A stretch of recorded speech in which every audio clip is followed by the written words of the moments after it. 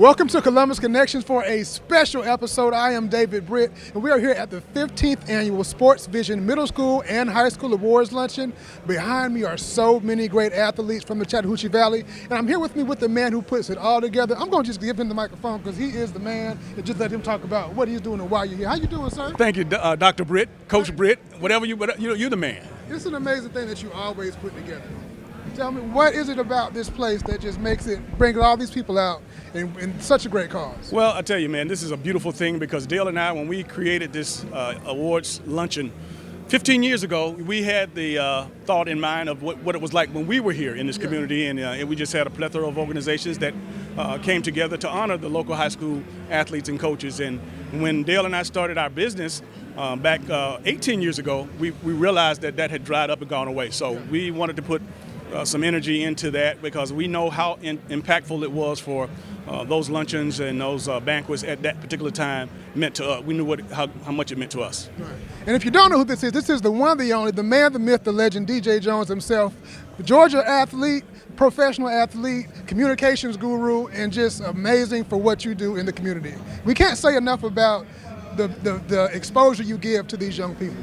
Well, I just, again, it's just pouring back, giving back, paying forward. There's a lot of different cliches that you can use, but we just like to say we're serving. And, of course, we're serving the same athletes, the same coaches that we experienced.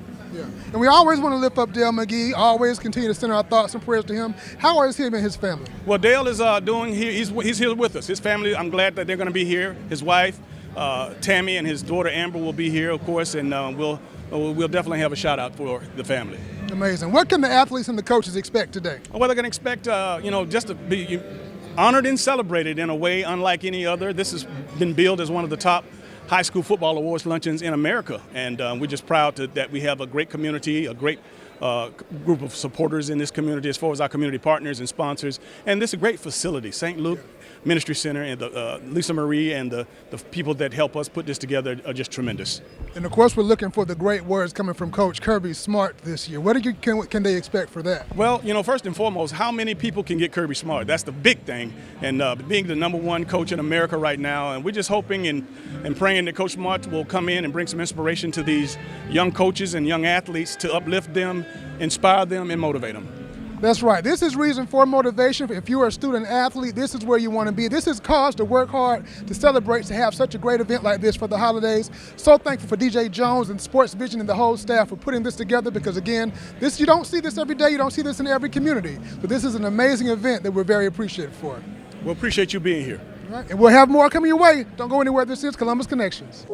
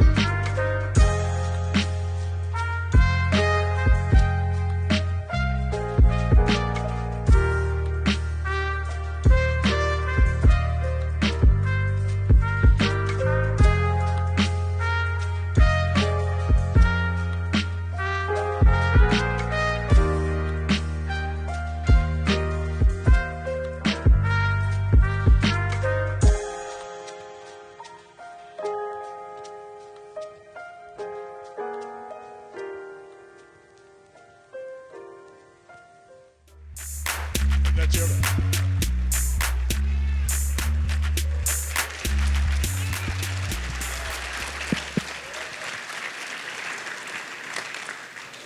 Coach, thank you for taking time out of your busy schedule. I'm talking about busy. Busy. You have no idea busy. Congratulations on all of your accomplishments, man. It's been a phenomenal ride in just these short 7 years, man. I certainly appreciate it, and it's been a great ride. It's been a fun ride. A long time coming to get back to my alma mater and be able to enjoy this great state. And I know we got a lot of states represented in here across the state line, but there's nowhere in the country that high school football is played at a higher level and a more competitive level than across these two state lines. So I give a lot of recognition to these men in this room that help raise these young kids to be better men and better football players. There's a lot of coaches I saw in this room that have dedicated their lives to making football possible and raising young men. So I'm mighty proud of some of the faces I hadn't seen in a long time in here.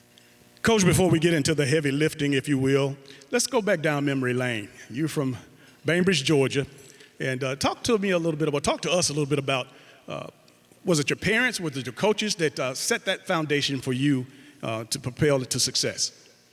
I'd start by saying I got raised by a community, like most of us did. You know, back in the 80s and 90s, you know, you felt comfortable sending your kid out to baseball practice or football practice or neighborhood and play pickup games, and you didn't worry about anything. And there's a lot of parents involved in raising myself and really all my friends. But both my parents were high school educators. Mom, longtime English teacher. Dad, assistant principal, football coach, principal. Kind of did the whole education thing. So I spent every one of my days to be the first one to the high school and the last one to leave, because you couldn't leave until your parents left. And I think the community in Bainbridge helped raise me. We actually were in the region with Columbus when I was in high school. I saw Coach Wallace Davis earlier. We got to play his team in Bainbridge, and then we had to go all the way up to Columbus and play his team up here. And I have a lot of memories of going up and down Highway 27, I think it was, back and forth to come up and play in the Columbus area. But Bainbridge meant a lot to me. It's what I call home, even though my dad, being a coach, left. But the people in the community, like all the sponsors in this room, all the people who helped make this event happen, DJ and your staff and your willingness to make this event happen. There's a lot of these young men that wouldn't get recognized if it were not for this event. And I appreciate all the support that the people have in this room for all high school football programs.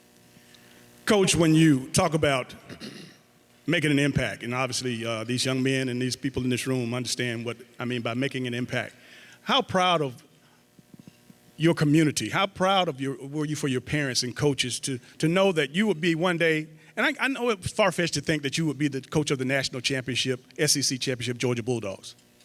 Yeah, I never even dreamed of that. You know, I just wanted to be a good football player. I wanted to go into coaching. I'd have been happy being a high school coach, to be honest with you. It's not like I sat there and said I need to go be a college coach or do any of that. I just wanted to affect young people and have an impact on their lives. And it's a great burden, but with that burden is a huge responsibility to do the game justice and represent these kids the right way. So I'm very impacted by what my father raised me to be in a coach, but also all the other coaches that coached me throughout my career. They've had some kind of impact on my life as well. What was it like growing up in Athens from a boy to a young man? Yeah, anytime you go off to college, I tell kids every day, I've been in, I think, 17 homes or something in the last 3 days. I tell people all the time, the greatest transition in your life will be from the time you walk out that door from what you call home until you get through college. And it was the greatest transition of my life. Number one, it's hard. You find out that you're not the best, that you're not even close to the best. When you walk in that locker room, wherever you go, it's hard. When you walk into the real world and you got to pay a bill, it's hard. It's hard. And the lessons you learn in football, guess what they are? They're hard. And most sports you play nowadays don't require you to put on 25 to 35 pounds of equipment, go out in 110-degree summer heat, and hit another man. That's not normal. You know, that's just not normal. So when you're doing that, you're learning these tough life lessons that will help you be successful. And really that's what Athens taught me. It taught me how to network, how to meet people, how to survive adversity. Because if you don't push through adversity, I really don't know how you're going to be successful in life. Because God's going to put it in your way, and you're going to have to find a way through it. Coach, how did playing for the Georgia Bulldogs benefit you? Well, it probably benefited me in terms of the state, right? Like if I had gone to any other school, I don't know that I would know this state as well. I do think that, most of our fan base comes from this state.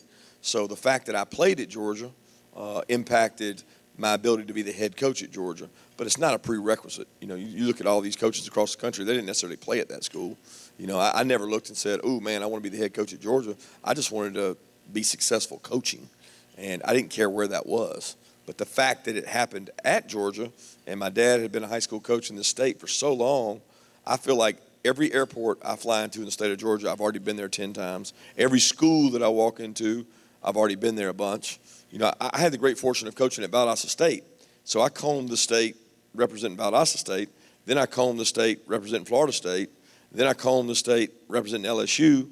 And then, oh, by the way, I spent 9 years at Alabama recruiting this state representing Alabama. So I've had a lot of experience being in this state. I'm just very thankful for the high school coaches who make this state special. Coach, you had a great college career. Talk about your NFL aspirations as a defensive back.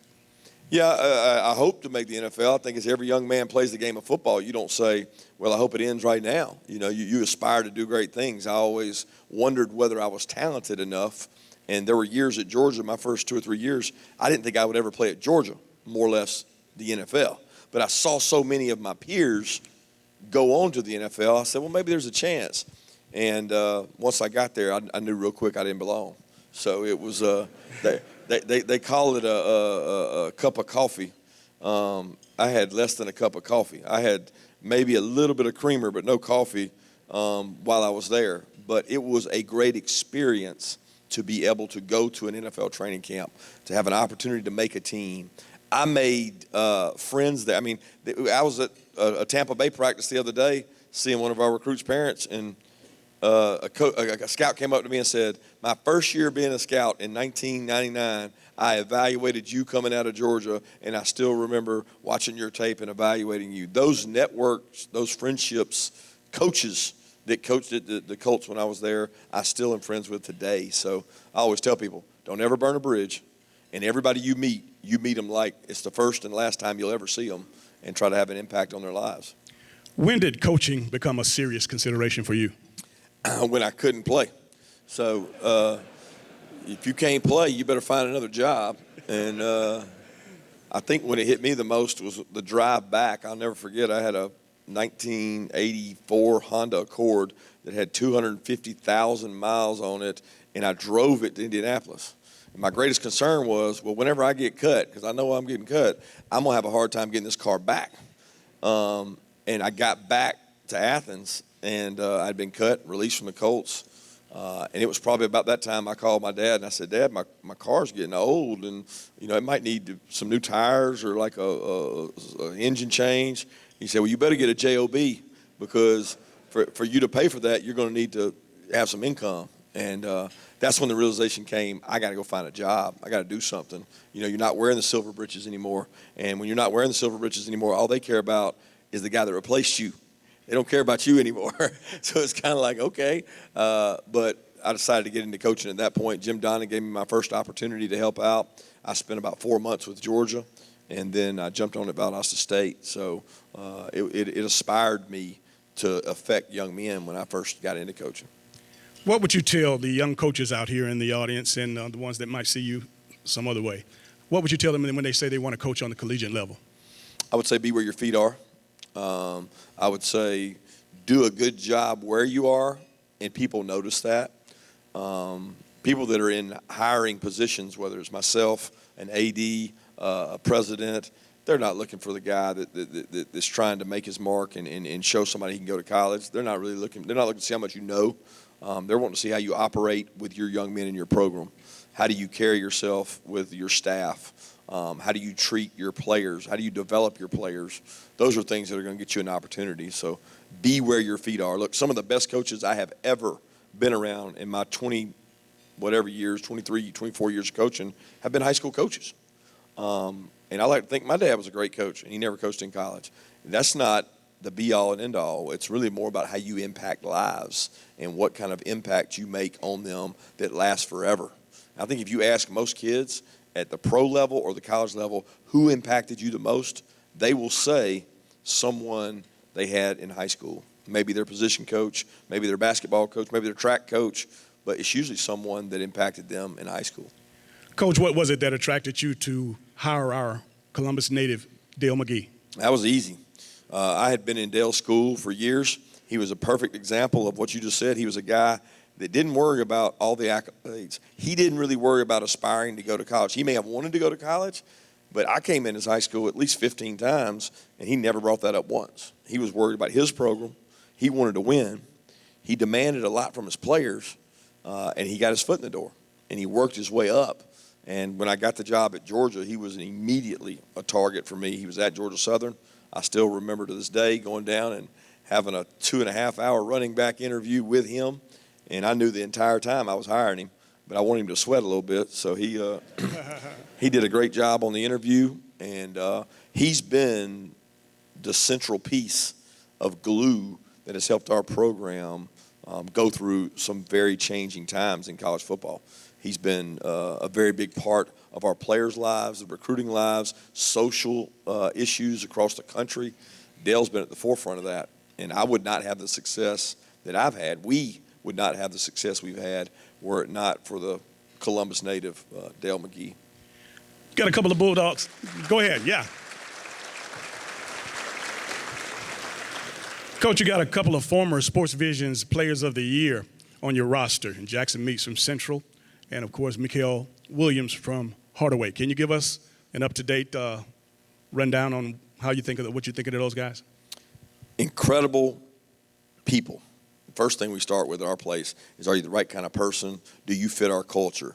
Those two guys, I mean, my son is in the locker room every day, and he loves those two guys. They endear themselves to my son, who's 10 years old. They work so hard in the weight room. I'll never forget, it was this summer. It was like 110 degrees, and I'm like, it's hot. Turf is out there, the little black beads down in the turf. Y'all know what I'm talking about if you play football. You see these little sweat wells going. It's like the waves hitting. And in high school, you guys wouldn't even be able to practice in it unless your coach hides the temperature from them and doesn't get it. But no coaches would do that in this room. I know better than that, so they would never do that. But Mikael's out there on the turf hitting a sled by himself, and I had to ride my truck through 2 practice fields to get out the gate, and I had to ride right by him. I said, Mikael, what are you doing? He said, Coach, I got to get better. He's like, I saw in the spring, these guys are ahead of me. He's out there hitting a sled by himself on a Sunday afternoon. And I said, this guy's different. I said, he's different. He's wired different. Anybody that gets up on their own time and goes and does that just showed incredible want to. And then Jackson's been awesome for us on special teams. He's got great toughness. He asks the smartest questions in meetings. I mean, both of those kids are exactly what you want in your program. And, you know, that's to me why we go out and recruit kids from this area, because you're going to find tough, hard-nosed, well-coached team players from these programs. So much success, Coach, obviously. What's most important when you're assembling or selecting your coaching staff? The most important thing is understanding what your purpose is. Like, if you're there to go be a head coach or go be a coordinator or represent yourself or do it for the money, I have no interest in you. I'm looking for the selfless guy that's going to sacrifice all his time, sacrifice time with his own family to support our young men. And there's people in this room that have been college coaches. The demands on college football coaches are at the highest ever. I walked off a field on Saturday afternoon, didn't get home till midnight, woke up Sunday morning, talked to a team meeting, and then I've been on a plane since Sunday at 1 and have only been to my house once since Sunday at 1 p.m. And that was last night at 11:30, and I was out at 6:30. So, I mean, you don't get to see your own family, so you have to be willing to sacrifice for the program, for the kids. And every coach makes sacrifices, but college coaches right now are it's tough. So the number one criteria for me is, will you make those sacrifices? Will you be loyal to the program and the coach? And I think we got as good a staff as we've ever had right now. Tremendous schedule here in the next few weeks. Coach, will you give the audience an indication of what you have prior to the big game against Ohio State? Yeah, we've got this week to finish out recruiting. Next week is very unique. Most years that would be a dead period. We would not go recruiting. We would work on our own team. Well, now we have the decision of how much do we recruit versus how much do we work with our own team. And we got kind of an important game coming up, so we're not going to be able to go out and recruit as much as most programs because we're going to focus on our team and get them ready and start practicing. We'll take 3 or 4 days off for Christmas. We'll come back from Christmas. We'll do a game week prep to get ready to play. Luckily, we don't have far to travel, and we'll go to Atlanta and get prepared for the big game. A couple more questions, Coach. I'm just going to name a player, and you just tell me what you think about him. Obviously, the mailman, Stetson Bennett. Stetson Bennett's a special guy.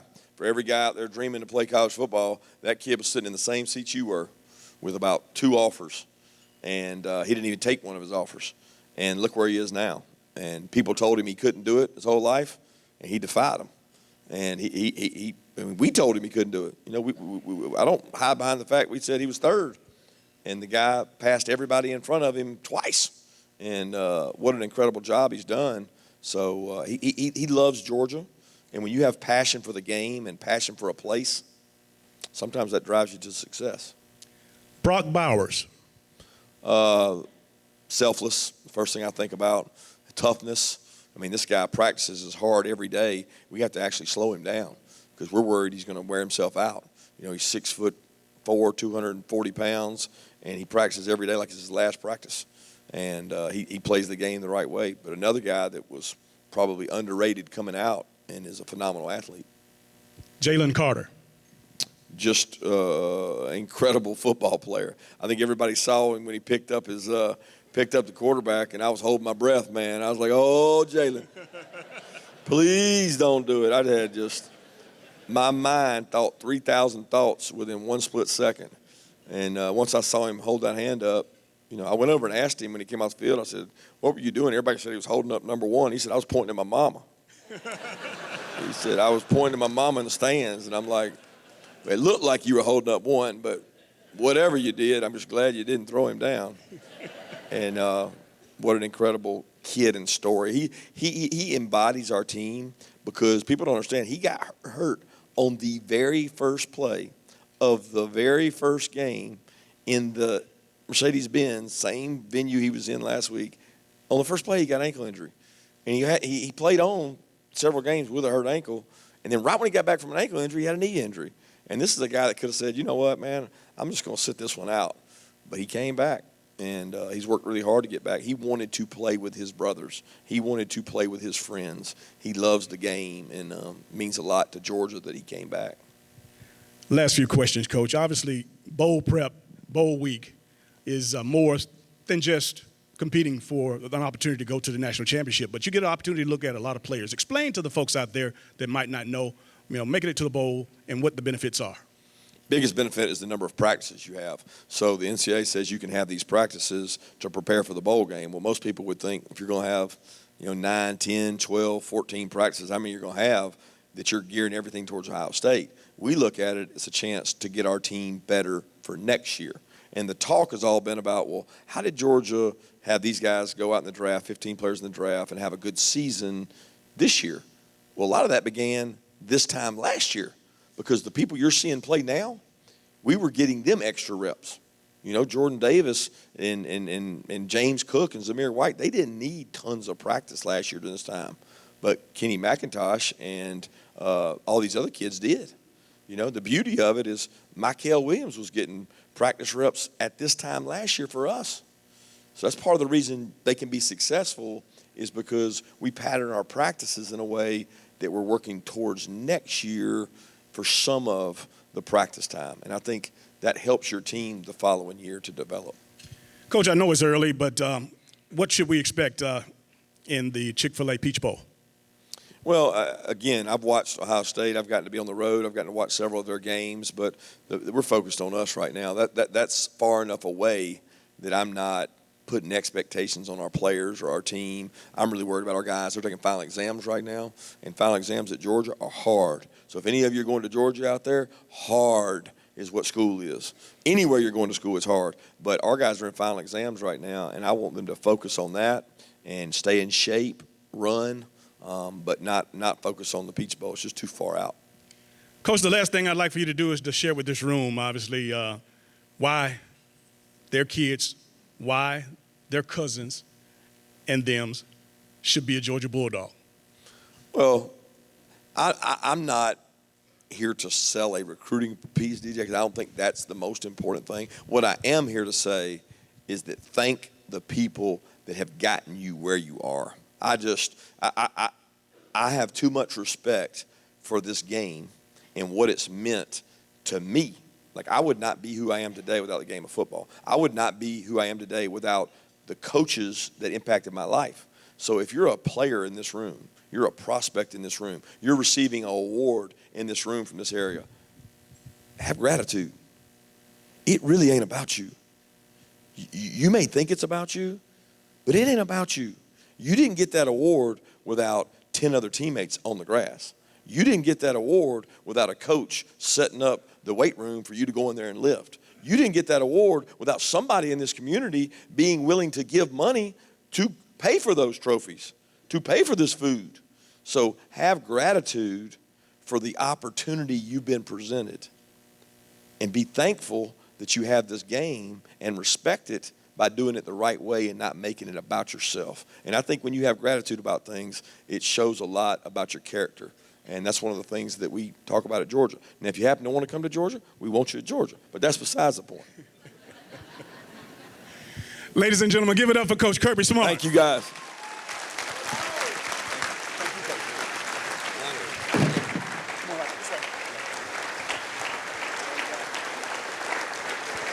Give it up for Kirby Smart.